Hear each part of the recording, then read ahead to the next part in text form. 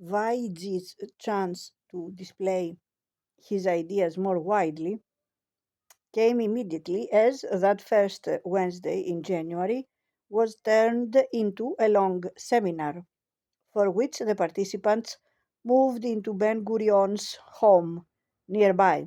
It was Ben Gurion's idea to have a longer meeting as he sensed opportunities were opening up to make his dream of a greater Israel come true. In this more comfortable setting, Vides and others could make extended speeches and elaborate their views at leisure. This was also the only meeting of the consultancy for which we have a protocol found in the archives of the Haganah. For this long seminar, Vides had prepared a memo, personally addressed to Ben Gurion, in which he urged the leader to endorse his plans for transferring the Palestinian population out of areas that Jews wanted to occupy, and to make such actions the cornerstone of Zionist policy. He obviously felt that the theoretical stage of transfer plans was over. The time to start implementing the ideas had come. In fact, Weitz left the long seminar with a permit to create his own small cabal under the title of a transfer committee, and by the next meeting showed up with concrete plans about which more will be said below. Even the most liberal participant invited to the long seminar, Dr. Yaakov Tachon, seemed to concur, dropping the most hesitant position he had previously taken.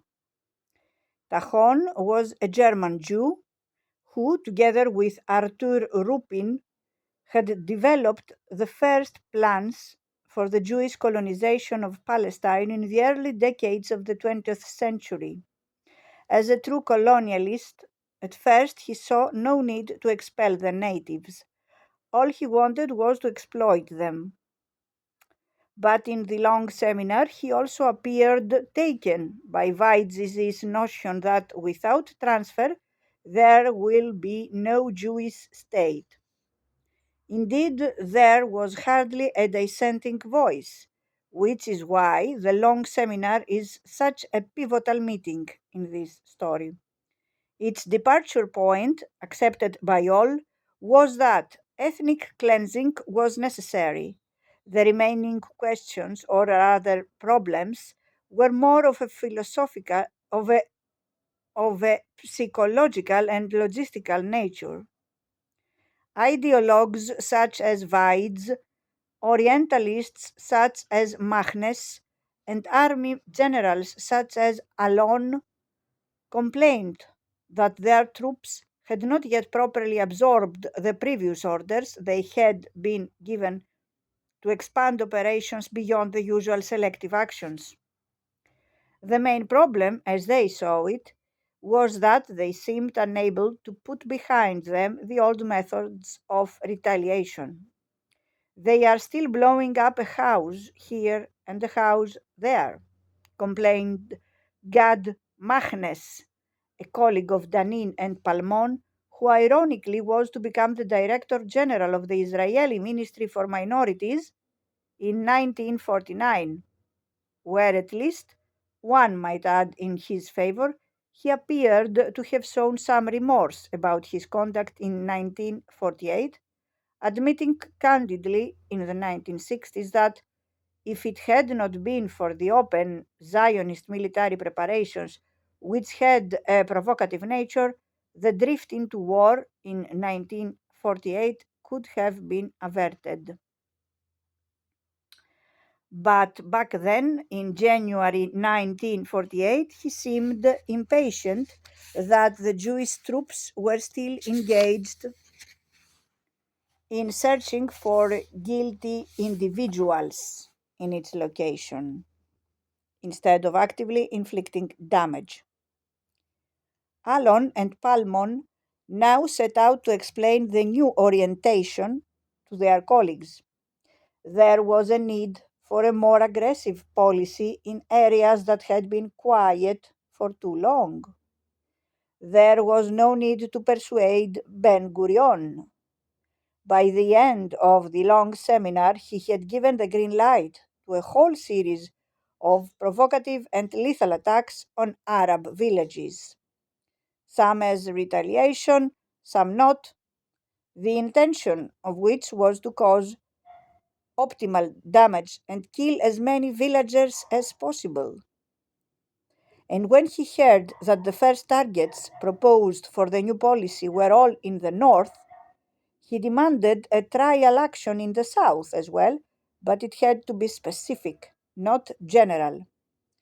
In this, he suddenly revealed himself as a vindictive bookkeeper. He pushed for an attack on the town of Berth- Beerseba, Beerseba today, particularly targeting the heads of Al-Hajj Salameh ibn Said, the deputy mayor, and his brother, who in the past had both refused to collaborate with the Zionist plans for, for settlement in the area. There was no need, stressed Ben Gurion, to distinguish any more between the innocent and the guilty. The time had come for inflicting collateral damage.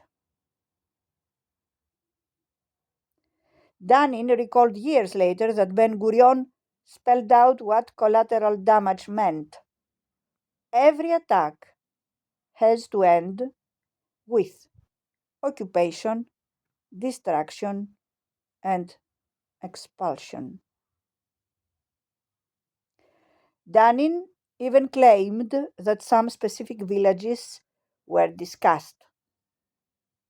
As for, as for the conservative mood among the Haganah troops and Wingate's, the Englishman's, training of them as a retaliatory force, Yigael Yadin, the acting chief of staff of the Haganah, and as of 15 May 1948 of the Israeli army, suggested that the way forward lay in adopting a new, more straightforward terminology and a tougher form of indoctrination.